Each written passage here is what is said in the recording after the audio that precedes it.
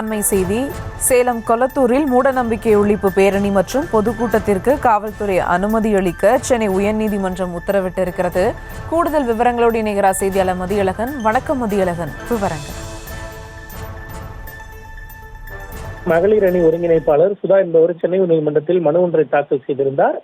அதில் வரும் 24ஆம் தேதி சேலம் மேட்டூர் அருகே உள்ள கொளத்தூரில் மூட நம்பிக்கை ஒழிப்பு பேரணி மற்றும் பொதுக்கூட்டம் நடத்த திட்டமிட்டுள்ளதாக அந்த மனுவில் கூறியிருந்தார்.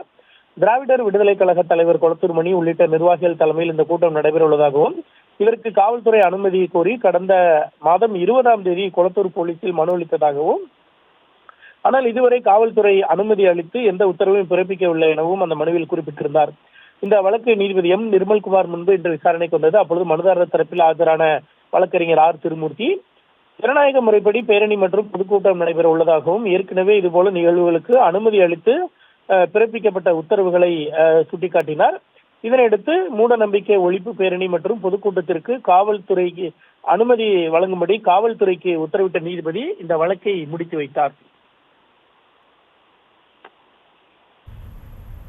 விவரங்களுக்கு நன்றி மதியழகன்.